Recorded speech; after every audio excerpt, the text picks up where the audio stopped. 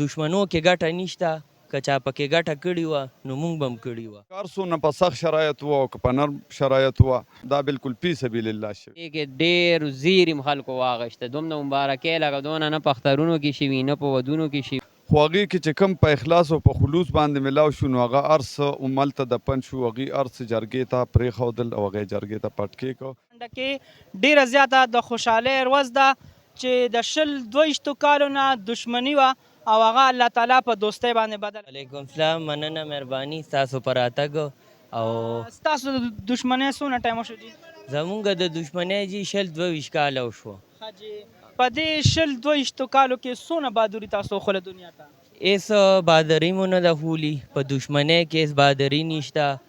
که بهادري پکې وه نو داسې زمونږ نه د خلکو غټې غټې دشمنۍ تېرې شوي چې د هغوی په کور جنډې ونه لګېدې نو زمونږ په کور هم نه لګي. په دې 22 کالو کې څومره سختې مو تېرې کړې؟ څه به پښتنو ته وایي جي؟ یاره جي مونږ خو ډېرې زیاتې سختې تېرې کړې.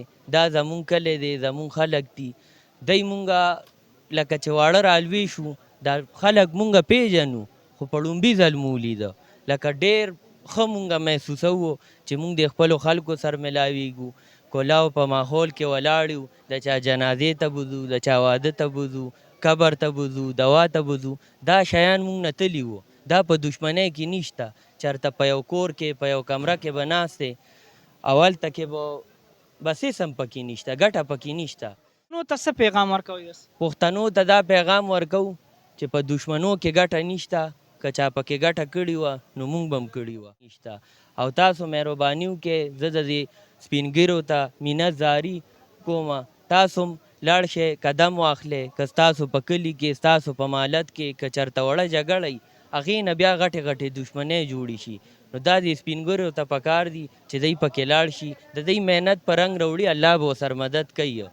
تاسو ته په دې دشمنۍ کې څو ځله جرګې به تاسو لیږلي تاسو ته راغلي؟ یاره جي مونږ ته هم ډېرې جرګې راغلي دي، مونږ هم ډېرې لیږلي دي، خو بس الله پاک ته دا نن ورځ منظوره وه او نن الله پاک هغه کور روغ کو او هغه هم زمونږ ورونه دي، بیا به هم ورورولي کوو انشاءالله. انشاءالله. السلام علیکم. جی وعلیکم السلام.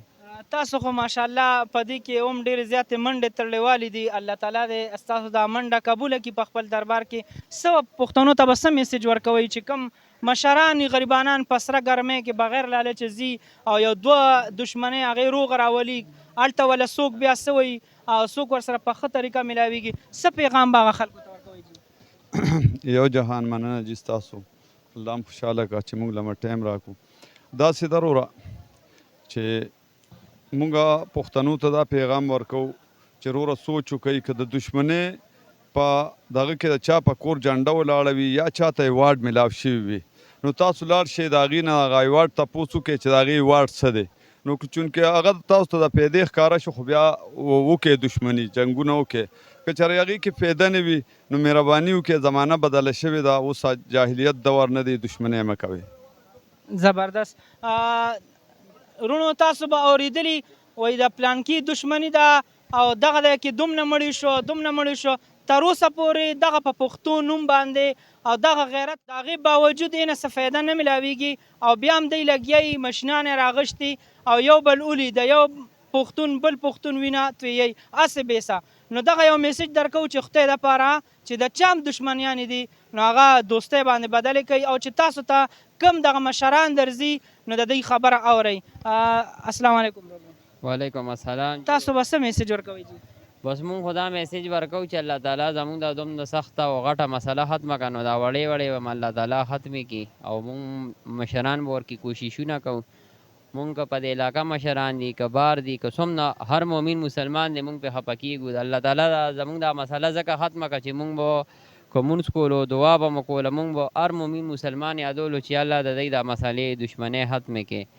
نو به زمونږ په دې مسله هم دا ټوله علاقه ډېره خوشحاله ده. مثال ستاسو دی الله تعالی قدر وکړي، مونږ ستاسو هم ډېر شکرګزار یو چې مونږ ته رالی او ماشاءالله په مصري بانډه کې ټولې ګلۍ ډکې دي، هغسې ډک دی د خلکو، داسې ډک دي جومات کې د خپې کېښودو ځای نو غټ غټ مشران راغلي نو د دې منمه چې په دې کې به ډېر زیات زور وي.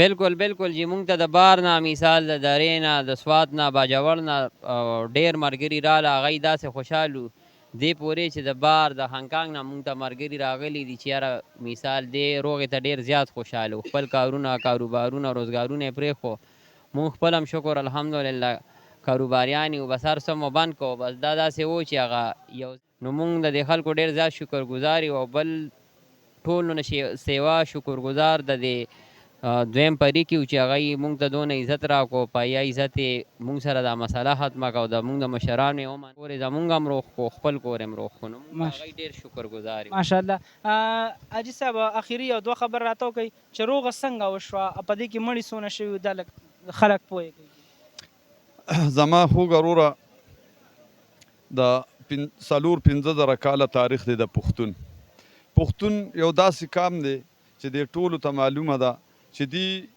پاترس شو نو دله یو تیلې نه وړي او که په خوږه شو نو غر ورپسې روه هغه درله وړي په دې کې څونه جانونه تللي دي په دې په دې کې 3 جانونه تللي دي یو د دې امیرزیب بی رورو او د هغه سایډ نه یو پلار او زیو صحیح ده جی